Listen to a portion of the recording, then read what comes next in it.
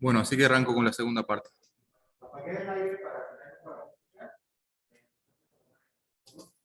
si llega a tener calor, ¿vale? Bien, bueno, estas son dos charlas siguientes están relacionadas con medidas de tiempo de vida. Y mi idea es una primera clase focalizada específicamente en las medidas de tiempo de vida y entender bien qué es lo que hacen, cómo se miden y un poco para qué sirven yendo desde la cubeta al microscopio, digamos, ¿no? Yendo desde un experimento puntual a cómo lo podemos después extrapolar a un microscopio. Y lo segundo, y más importante, es cómo los phasor plots, que es una manera de analizar las medidas de tiempo de vida, nos pueden ayudar mucho, sacarnos mucho trabajo y además ser muy robustos en los resultados que tenemos. Entonces, como hoy les decía, la fluorescencia, la intensidad de fluorescencia es una medida extensiva. Lo que quiere decir que depende básicamente de la instrumentación, de los parámetros de la instrumentación, de la concentración de los fluoróforos, etc. Por lo cual lo hace muy difícil de comparar entre el microscopio que tiene tú, yo. Y eso es una limitación, porque cuando queremos hacer biología queremos que todos nuestros datos sean comparables. Sin embargo, la fluorescencia, la medida de tiempo de vida es una medida intensiva, lo que significa que no depende de los instrumentos, ni tampoco de la concentración. Por eso las medidas de tiempo de vida son valiosas desde el punto de vista de la biología. O sea que, básicamente, para trabajar en vivo, esta idea de tener una propiedad intensiva que dependa exclusivamente del fluoróforo o de lo que el fluoróforo hace con su entorno, es algo muy valioso. Y básicamente es el motivo por el cual se defiende el uso de las medidas de tiempo de vida. Se pueden hacer muchas cosas con las medidas de intensidad, como medidas de calcio, como hablamos recién, pH, etcétera, medidas radiométricas, pero las medidas de tiempo de vida se pueden utilizar básicamente utilizando longitudes de onda de excitación y emisión únicas, sin tener que colectar datos de múltiples longitudes de onda. Uno puede medir simplemente una excitación, una emisión, y ver el cambio de tiempo de vida como medida de contraste, digamos, ¿no? Eso es lo que quiere decir. Y una cosa importante es que en algunos tipos en particular de medidas, el tiempo de vida tiene un valor preponderante, un valor importante. En particular, perdón, me voy a poner que me ayuda a saber dónde estoy, mi cronómetro. En particular, cuando queremos hacer medidas de anisotropía, lo que les decía hoy, los cambios de polarización también dependen del tiempo de vida. Si el tiempo de vida está cambiando, la polarización va a cambiar. Medidas de quenching, que puede ser quenching es cuando se apaga un fluoróforo, porque hay otro fluoróforo que de alguna manera desactiva su estado excitado sin emisión, que puede ser simplemente llevarlo a negro, o puede ser, en el caso que la otra molécula sea fluorescente, ser FRET, ¿no? Y ahora vamos a ver qué quiere decir eso. En ese caso son muy, muy valiosas. Así que muchas veces, digamos, las medidas de tiempo de vida son muy útiles cuando uno quiere entender fotofísica. La fotofísica quiere decir, ¿qué le pasa en el estado excitado a mi fluoróforo de interés? ¿Qué le pasa? ¿Con quién está hablando? ¿Con quién está interaccionando? ¿A dónde está yendo? Etcétera. Entonces, ¿cuáles son las dos escuelas que existen para medir el tiempo de vida de una molécula fluorescente? Bueno, hay dos escuelas. El dominio del tiempo y el dominio de la frecuencia. Y ahora les voy a explicar qué es cada una y cuáles son la instrumentación necesaria para medir cada una. En el dominio del tiempo necesitamos básicamente un pulso extremadamente corto, luego de lo cual medimos el decaimiento a partir de tener ventanitas aquí que me dicen cuándo cayó el fotón.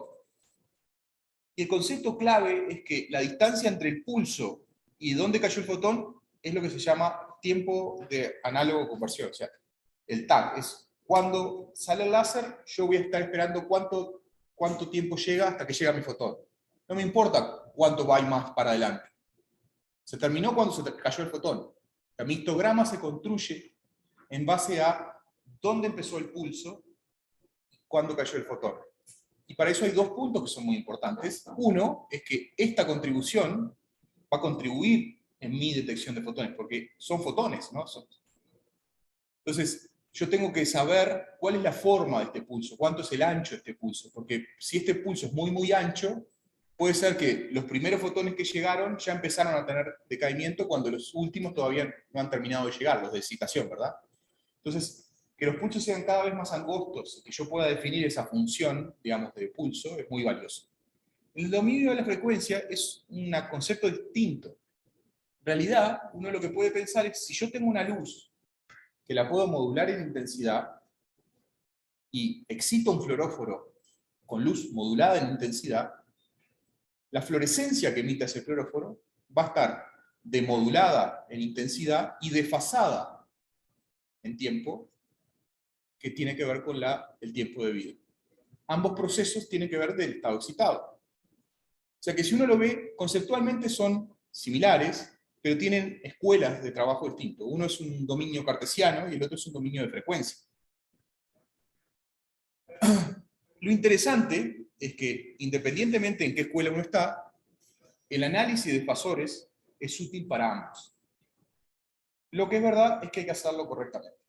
Nada más. Sí, claro. En el caso de time domain, o sea, es importante tener un pulso corto, por lo que ya nos explicaba, porque si no, pues ya empiezas a hacer. En el caso de frequency domain, también tiene que ser un pulso corto, o ahí ya puede ser. En este caso que yo te estoy explicando acá, no es ni siquiera pulsada, es modulada en intensidad. Es modulada en intensidad, porque la luz que se module y se demodule, la luz que va a estar excitando al fluoróforo modulada, demodulada, en cada punto va a emitir una fluorescencia con cierta demodulación y cierta fase respectiva a la excitación. Ya no estamos hablando de pulso. No, pero podemos usarlo pulsado. Porque de todas maneras un láser pulsado, que sería un láser cuadrado, un láser, es una función constante frecuencial, que pasa cada cierto tiempo. Por eso podemos de todas maneras usar láseres pulsados con formas cuadradas para hacer medidas de tiempo de vida en el dominio de frecuencia, independientemente de que no sea una onda perfecta, digamos. Entonces, bueno, volviendo a esto, ¿qué es realmente el tiempo de vida? Bueno, el tiempo de vida, luego de un pulso, ¿no? Un impulso de la iluminación muy corto, ¿no? Va a ser grabado en el tiempo y 1 sobre E es el valor promedio de ese decaimiento. Y eso es lo que nosotros queremos saber. Nosotros queremos saber esto. Para eso necesitamos colectar estadísticamente una cantidad de fotones que nos permitan tener información suficiente para construir este histograma y luego proponer una función de análisis, etc. Esto que les contaba de los pulsos es exactamente eso. Hoy en día realmente el ancho de los láseres son muy, muy angostos, por lo cual es muy, muy beneficioso eso. ¿Cuál es la función que describe el decaimiento de un decaimiento exponencial? Bueno, es esta. La intensidad depende de un factor E a la menos t tau. Y este tau es el tiempo de vida. Este tau es el tiempo de vida. Esto es lo que nosotros, cuando hacemos el ajuste de la función y hacemos el análisis de fitting, lo que vamos a obtener es este valor. Luego vamos a tener esto, que es el preexponencial, y que va a ser muy útil cuando tenemos más de un componente, ¿no? Que lo vamos a ver en la siguiente diapositiva. En ese caso, lo interesante es que si tenemos un decaimiento monoexponencial y usamos una escala logarítmica acá, esta función se vuelve lineal. Por lo cual, esto es una recta. Y eso es como tradicionalmente, yo nunca lo tuve que hacer porque todavía soy relativamente joven, hacían los análisis, literalmente normal. Llevaban a una escala logarítmica los datos y cuando veían una recta hacían esto como un número exponencial, sencillo, ¿no? Pero ¿qué sucede cuando tenemos muchos componentes? Bueno, cuando tenemos muchos componentes vemos una sumatoria, ¿no? De muchos e a la tau i, y cada uno con su alfa i, o sea, con su factor exponencial, que nos habla básicamente de la cantidad de cuánto de un componente de otro tenemos. Y en ese caso, por más que yo ponga una función logarítmica, esto no decae lineal. Y uno puede ver un tiempo de vida corto y un tiempo de vida largo aquí, como vamos a ver a continuación. Esto es una medida de verdad, hecho en una cubeta.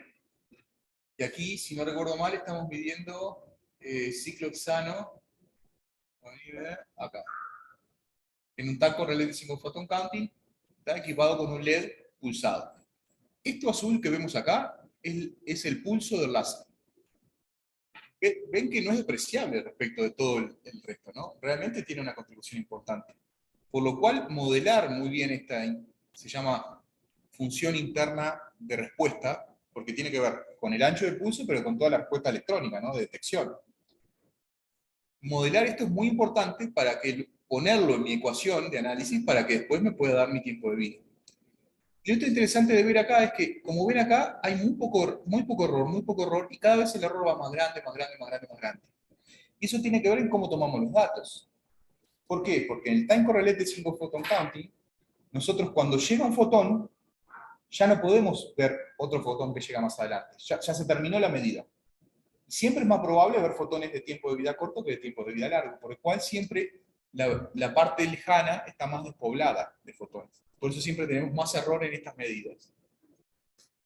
¿Ah? Lo otro interesante de ver aquí es que aquí ves que se llaman canales. Cada canal tiene un ancho. Y esa es la forma en que el tiempo de vida se mide. Yo sé que el canal mide 56 picosegundos, por lo cual si tengo tantos canales hasta aquí, el tiempo de vida es 4,1 nanosegundos. O sea que ese es el principio por el cual se mide. Y aquí muestra dónde está 1 sobre i, que es este punto, que es 36,8%, son 73 canales. ¿Okay? Por lo cual, si hago esta multiplicación, me da 4,11 nanosegundos. Entonces, sin entrar en los detalles técnicos, pero me parecía interesante mostrarle, esto, imagínense, esto es una cubeta, pero imagínense esto que podría ser un píxel. ¿No? Es lo mismo. Entonces yo tengo aquí electrónica, un láser pulsado, y aquí están mis pulsos. Tengo electrónica que puede saber dónde empieza el pulso y dónde empieza, digamos, la detección. Entonces, este Time to Amplitude Converter es el que realmente, cuando el pulso empieza a contar, y lo empieza a contar a partir de generar un potencial, y cuando llega el detector, llega el fotón, le dice, llegó. Se terminó la corriente, pasaron tantos volts son tantas ventanas, aquí está el tiempo de vida. Así es como lo hace. Pero nosotros no colectamos histogramas. Porque de cada pulso tengo un fotón. O sea que yo tengo que tener muchos pulsos para tener un histograma. Y esto es lo que se ve aquí. En el primer pulso tengo un fotón que cayó aquí, en esta ventanita, ventanita 2. En el segundo pulso tengo otro fotón que cayó en la ventanita tanto. En el tercer,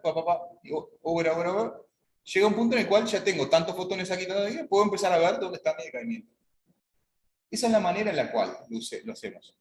Por eso cuando nos paramos en un lugar, en un píxel, tenemos un tiempo, que es el dwell time, y lo que estamos haciendo de ahí es colectando fotones que vienen luego de un pulso.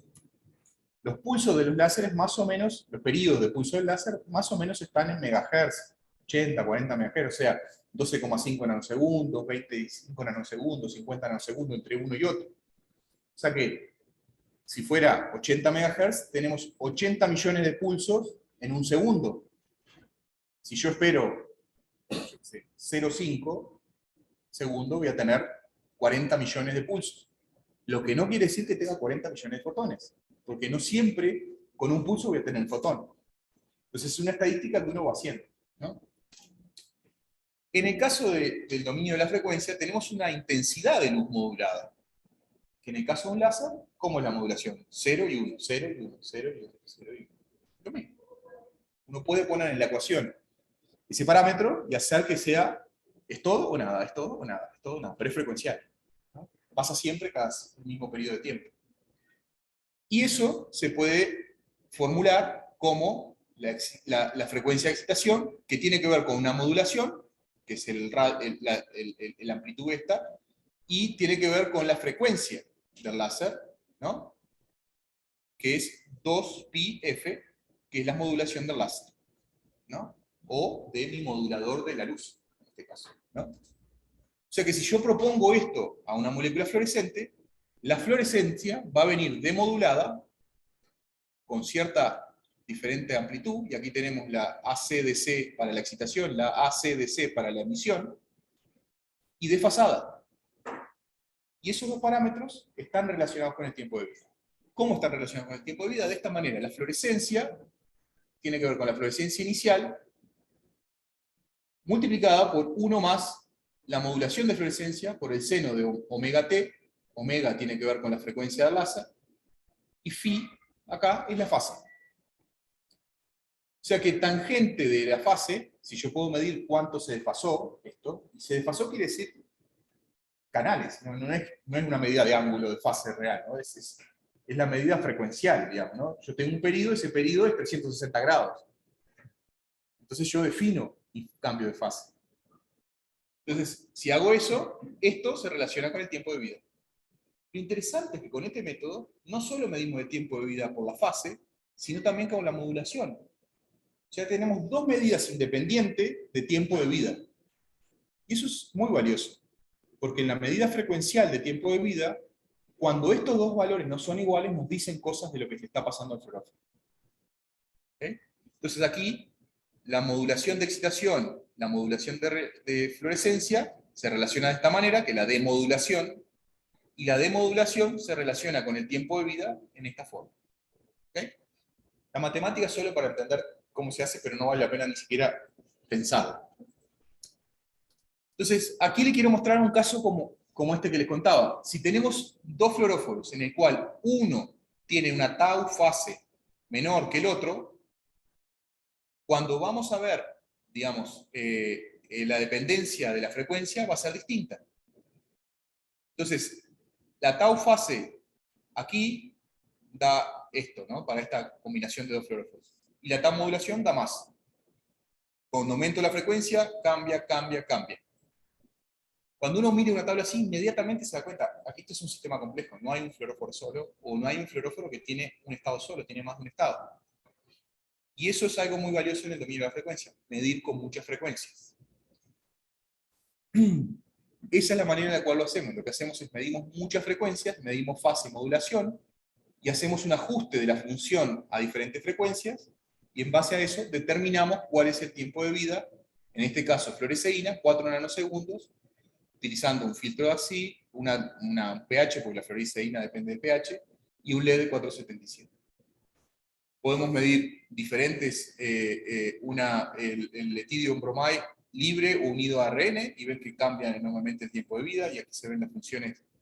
Y uno lo ve, después de un tiempo es como ver una función de decaimiento. Claramente se ve que se corre, y esto depende de la frecuencia. Cuanto más alta la frecuencia, veo tiempos de vida de cosas más pequeñas. Cuando más baja la frecuencia, veo tiempos de vida de cosas más largas, porque necesito más espacio, ¿verdad? Y también podemos discriminar entre la presencia o no de dos componentes. Un componente es este y dos componentes es este otro. Y hacemos un ajuste y nos da el tiempo de vida de uno del otro, y la fracción de cada tiempo de vida. Que en este caso es distinto de la fracción, porque en este caso está hablando de la fracción de fotones recibidos y no de fracción de función, que tiene que ver con el rendimiento cuántico y con la molécula cuando florece. Entonces, luego de introducir esto, quería brevemente contarles de dónde surgieron los phasors y por qué los phasors son interesantes para... Sí, claro, por favor. Entonces, considerando lo que nos acaba de explicar, el frequency domain es mucho más completo en el sentido de que puedes tener.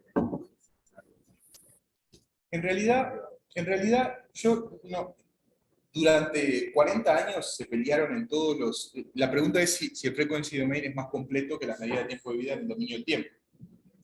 Durante 40 años se pelearon quién era más preciso. Claramente es más preciso el medir ventanitas pequeñas.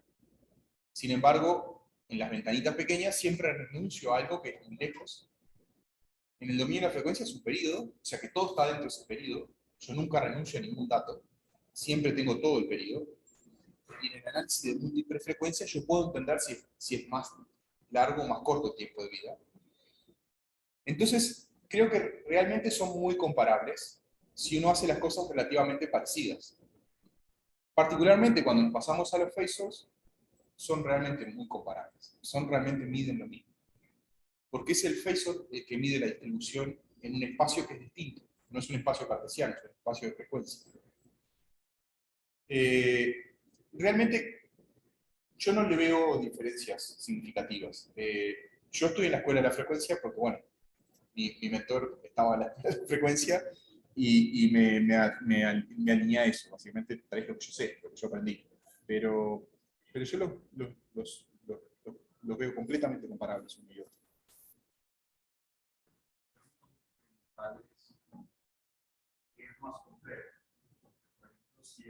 Experimentalmente, ambos, la pregunta es en términos experimentales qué tan complejos son o no. Experimentalmente son iguales. Para ti es apretar un botón hoy en día.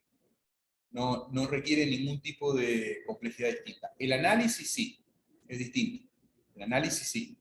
Porque el análisis de tiempo de vida en el dominio del tiempo requiere de un modelo y ajustar una función monoexponencial, biexponencial, etcétera, o una distribución que ya no es una función exponencial, puede ser una distribución gaussiana, lorentziana, etcétera. Entonces ahí sí hay una diferencia. En el dominio de la frecuencia también se ajustan funciones, durante muchos años se ajustaron funciones, pero desde que empezamos con el Phasor ya nos olvidamos de las funciones. No hacemos más ajustes, y ahora les voy a mostrar por qué no hacemos más ajustes. Entonces, lo que les decía, sí, claro.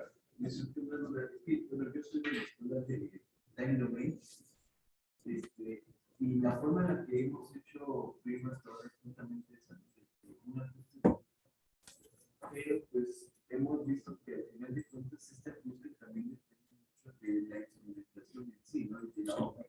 Sin lugar a dudas. Creo que eso también como que sería cierta desventaja de ser Time Domain, porque tienes tu óptica que pudiera retrasar un botón por un estatus o lo que sea, ya te está dando otra información que pudiera ser aparentemente falsa, ¿no?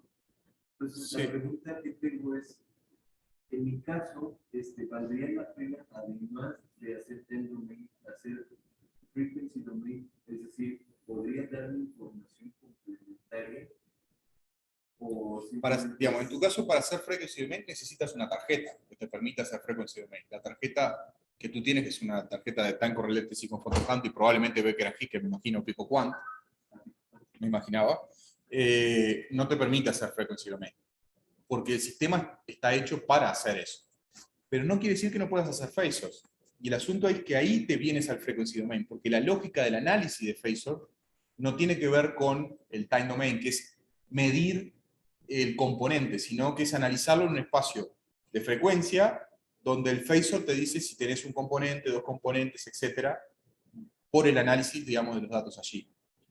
Acerca de lo del scattering, es un poco más difícil, porque en realidad si es un proceso físico que vos estás teniendo durante tu óptica, yo no creo que frequency domain te vaya a ayudar en nada allí, porque es antes de que lo detecte. Si es antes de que lo detecte, no lo detecta ninguno de los dos, ni frecuencia ni tiempo, ¿verdad?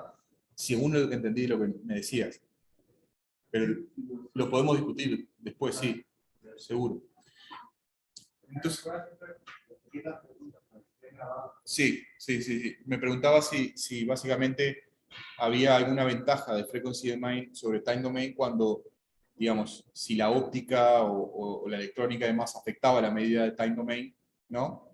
De tiempo de vida de time domain, y que el dominio de la frecuencia podía ser mejor o no. Y bueno, eso es lo que te comentaba. Entonces, los phasors en realidad no son nada nuevo, son algo muy antiguo, en el que Schmeitzer propuso hace más de 160 años, casi, utilizado sobre todo para transformar básicamente medidas de electricidad, de campo eléctrico, de conductancias, en un dominio frecuencial y hacer más sencillo el análisis de circuitos, en el cual una medida espacial se transforma en una medida frecuencial, digamos, en un gráfico polar, y eso tiene que ver con una amplitud, ¿no? Y esta función es la misma que le mostré recién, ¿no? Exactamente la misma, ¿no? La excitación o la fluorescencia por el seno o coseno de omega t y phi, ¿no? Es exactamente lo mismo. O sea que tiene mucho tiempo. Pero para la medida de tiempo de vida, originalmente, el que la propone es Gregorio Weber. Y en este caso puse una foto para que tuvieran su cara. Gregorio Weber en el año 81 propone estas ecuaciones, que son las ecuaciones que definen al gráfico de Fasor, y que en el dominio de la frecuencia dicen que G y S, que son como llamó al valor real y al valor imaginario en el dominio, en el polar plot, como M coseno de phi o M seno de phi. Y eso es real, imaginario, ¿no? Coseno y seno. Y en el dominio del tiempo como la integral de la intensidad por el coseno de omega t y el tiempo, o seno de omega t y el tiempo. O sea que durante mucho tiempo he escuchado, a mí me ha tocado escuchar que phasor plot solo se puede hacer en el dominio de la frecuencia y no en el dominio del tiempo. Y eso no es verdad desde el origen. Desde el origen está escrito que se puede hacer en ambos dominios. Simplemente hay que tener ciertas precauciones que ahora se las voy a contar. Pero no se usó, sí, claro.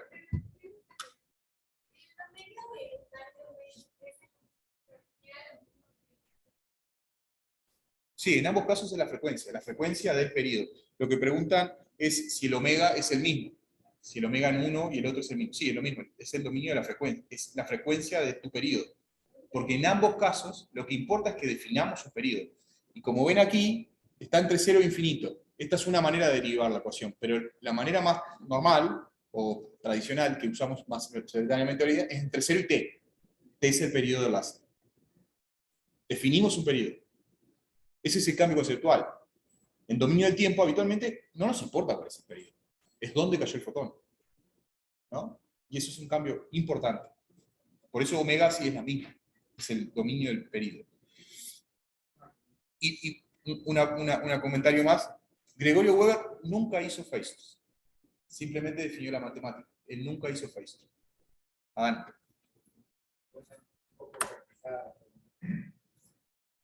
Existen varias aproximaciones para estudiar la función matemática como la formada de discreta o la formada de coseno discreta. ¿Qué tan similares a lo que hizo Gregorio en su trabajo por las fechas? Todo estaba ocurriendo de manera simultánea. ¿Cómo puedes decir algo? Lo que me pregunta Adán es si qué tan útil o similar o no es la transformada de Fourier esta que propone Gregorio aquí con otras maneras de transformada de Fourier. Si me permite, te lo respondo en las slides siguientes, porque es lo clave y es muy importante eso. Es muy importante cuál es la transformación. No lo tengo aquí, espera. Bueno, te lo explico aquí. Un detalle menor de la transformación de Gregorio aquí, que no está en esta transformación, es que esto está normalizado por la intensidad total. Si la transformación no está normalizada por la intensidad total, no funcionan las reglas del phasor. Las reglas de aditividad, o sea, medida de componentes, etc. La ortogonalidad. Y eso es un punto clave. Cualquier transformación necesita que lo valioso de esta transformación es que uno mantiene la aditividad y mantiene la ortogonalidad, con lo cual, si uno tiene el componente 1 y el componente 2 y una mezcla de ambos, puede resolverlos aritméticamente. Si no está integrado, no se puede resolver. Y ese es el punto. Entonces, en el año 84, en este paper, lamentablemente no pude encontrar una foto de Robert Hall, de Bob Hall, en internet, pero Dave y Enrico, proponen esta solución gráfica literalmente para demostrar por qué era que tenías gráficamente un tiempo de vida que la modulación y la fase era distinto cuando había más de un componente. Y lo que hace es graficar la modulación y el ángulo, el vector modulación y el ángulo, y para todo componente simple exponencial, este medio círculo, que nosotros llamamos círculo universal, va a definir el decaimiento de un tiempo de vida monoexponencial. O sea que cualquier, digamos, si uno mira en su periodo entre básicamente 0 y el periodo del láser, todos los componentes que sean monoexponencial van a caer aquí arriba. ¿Con qué propiedad? Cuando la modulación y la modulación es 1 y la fase es 0, este punto, quiere decir que el tiempo de vida es 0, porque no hay demodulación, no hay delta fase.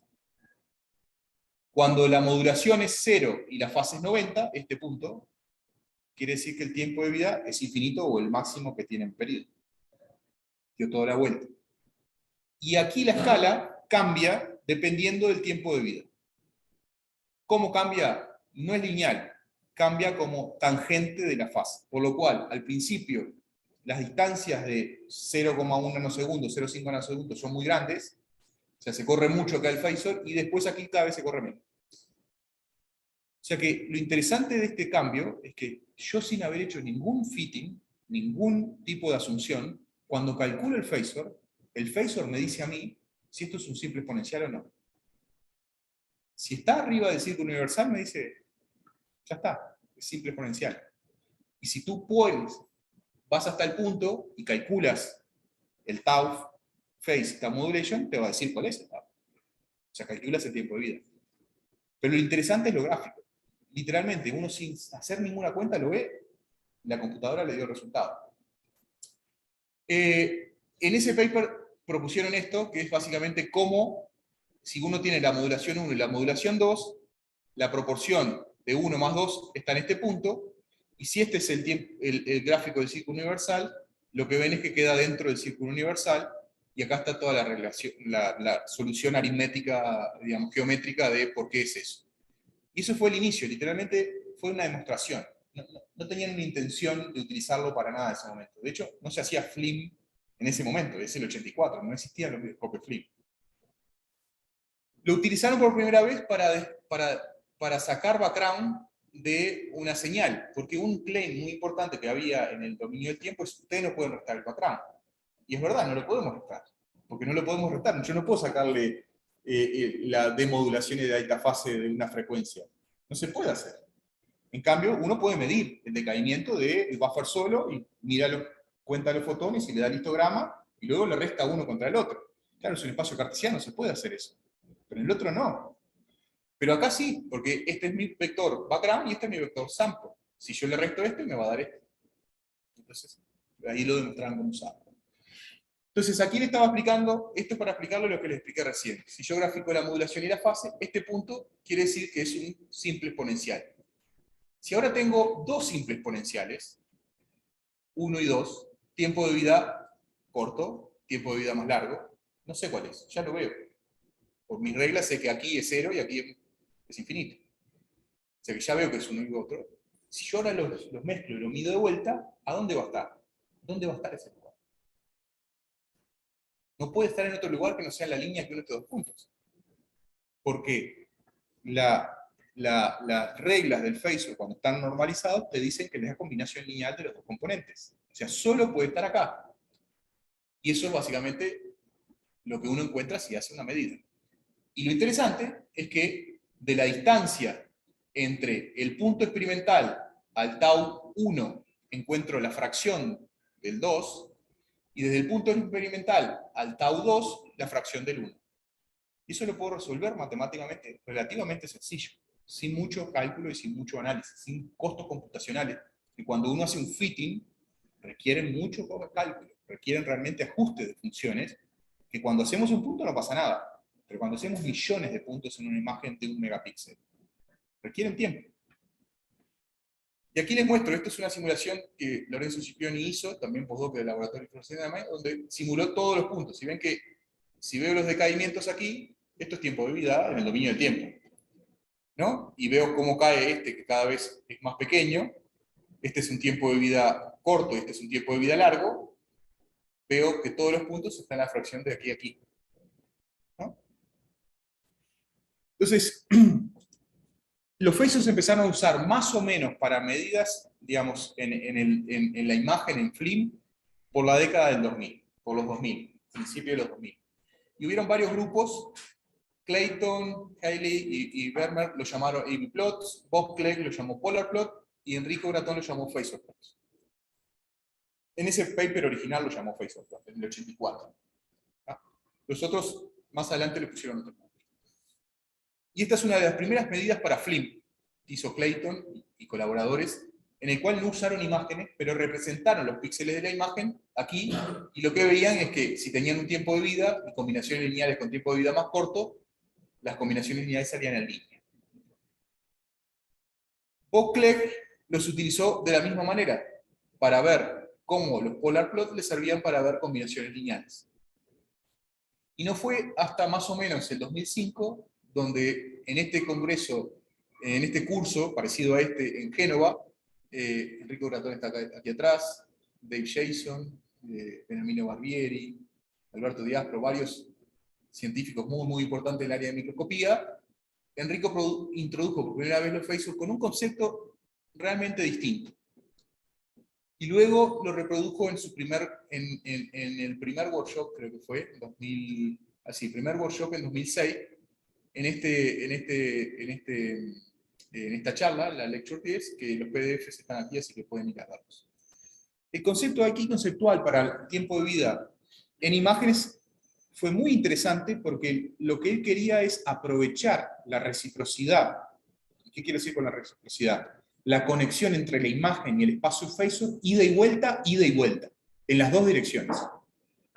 Porque si yo ahora tengo un píxel, va a estar representado en un punto en mi phasor, pero si yo elijo una región en mi phasor, va a estar representada en mi imagen. O sea que ese ida y vuelta de usar colores para reconocer dónde están mis puntos en el phasor, dónde están mis puntos en la imagen, me permite empezar a entender sistemas complejos, donde de repente tengo muchos componentes, tengo mezclas de componentes, tengo un sistema mucho más complejo. Y eso es donde realmente los phasors tomaron una relevancia muy importante en el área, digamos, de flip.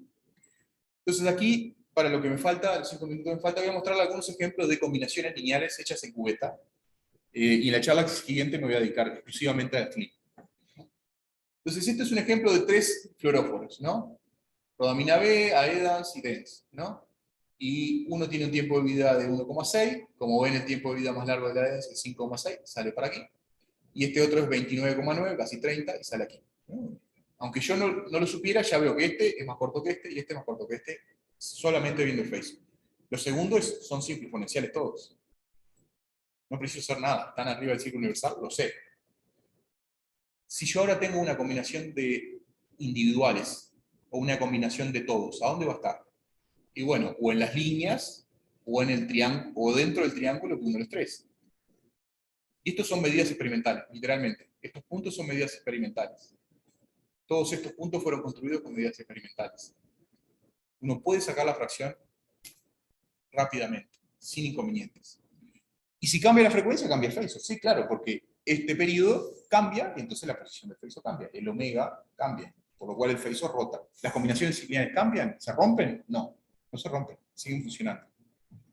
Y eso es útil, por ejemplo, cuando no tenemos más frecuencia, pero tenemos armónicos, que es otra parte importante de esto. Una cosa interesante es que uno puede utilizarlo para ver cosas, por ejemplo, como cambios de rendimiento cuántico. Porque el cambio de rendimiento cuántico, ¿qué es? Un cambio de tiempo de vida. ¿Qué es? Un acortamiento del tiempo de vida. Y esto es el nata, que es un análogo del triptofano, en solución, que cuando se apaga con acrilamida, que es un quencher, ¿qué va a suceder? Si se apaga el tiempo de vida, ¿qué va a suceder? El tiempo de vida se acorta. Si el tiempo de vida se acorta, ¿qué va a suceder? Y va a migrar sobre el círculo universal. ¿Hasta llegar a dónde? Hasta llegar a cero, donde no hay nada. Y es exactamente lo que se ve, ¿no? ¿Qué pasa si ahora tenemos un fluoróforo que no tiene un decaimiento simple exponencial? ¿Se puede ver el quenching o no se puede ver en el phasor? Eso es un sistema muy difícil de resolver en ecuaciones, porque tenemos más de un componente a los cuales quizás el quenching no afecta de manera igual a A y a B, al fluoróforo A o al estado A o al estado B. Cuando lo ponemos en el phasor, la lisosima, que es el caso, el tiempo de vida está aquí, el 0, ¿no? Donde empieza, antes que haya acrilamida. Está dentro del círculo universal, es múltiple componente. ¿Necesito resolverlo? En este caso a mí no me interesa. Yo le pongo acrilamida y veo el defaulting, veo el quenching de la lisosima y puedo cuantificarlo a partir de medir cuánto tengo el tiempo de vida promedio allí. Puedo usarlo para ver fingerprint de, por ejemplo, desplegado de proteínas. Entonces, tengo, en este caso, lisosima, y le agrego guanidina o le agrego urea. Las dos empiezan en el mismo punto, bueno, es la misma proteína, lógico, pero cuando le voy poniendo más y más urea o más guanidina, ven que el camino es distinto. ¿Y eso qué me quiere decir? Me quiere decir que cuando se empieza a desestructurar la proteína, no es igual si es guanidina o si es urea. El folding está siendo distinto en una situación en otra. Y aquí no me interesa resolver los componentes, lo estoy cuantificando y viéndolo aquí. Cual y cuantitativamente, porque yo puedo medir el tiempo average de tiempo de vida aquí, aquí y aquí. Y es muy potente cuando hablamos de FRED. Porque en FRED, ¿qué es? Quenching.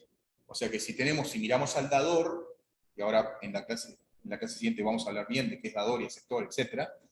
Si miramos al fluoróforo que va a proveer la fluorescencia, digamos, va a proveer la energía para excitar al aceptor, ¿qué va a pasar? Este es el dador solo, cuando hay quencher, se viene hacia acá.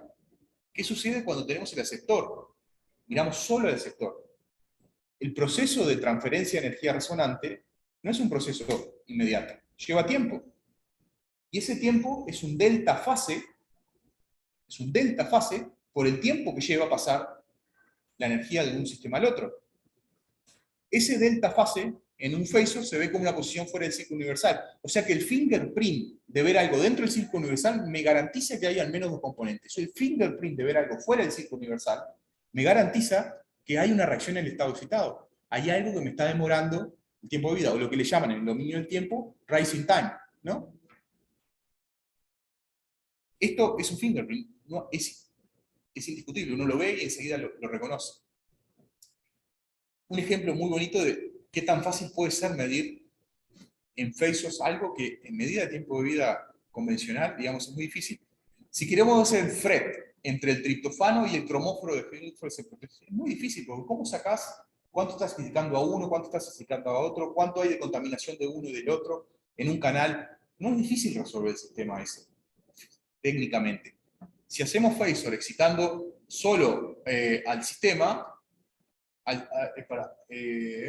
20 MHz, excitación a 471, o sea, estamos mirando solo el fluoróforo de la Green Fluorescent Protein, que es monoexponencial, a mucha frecuencia sale en el círculo universal. ¿Bien?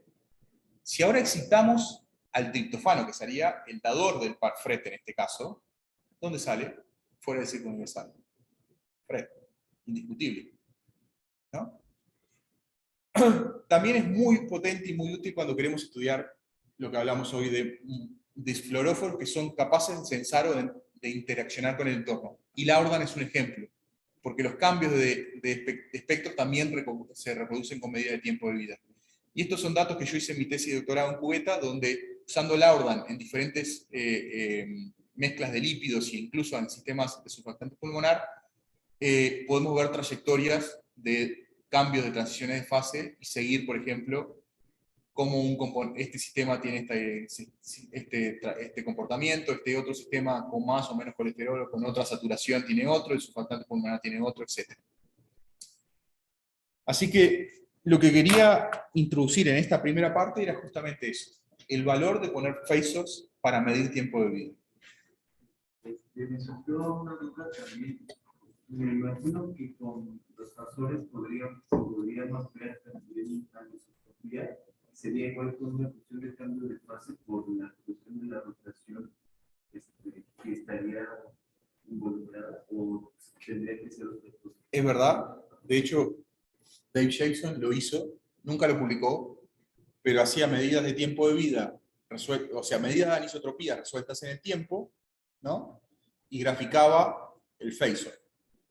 Y se ven claramente. Lo que en ese caso, la simbología del círculo universal pierde representación. Uno ve las trayectorias y no es verdad que te van a caer en ese caso no tenés, digamos, no te van a caer en el círculo universal.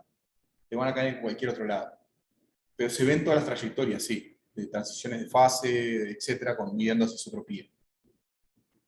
Entonces, ¿cómo podría uno distinguir un proceso, por ejemplo, FRET de un proceso de anisotropía? Es decir,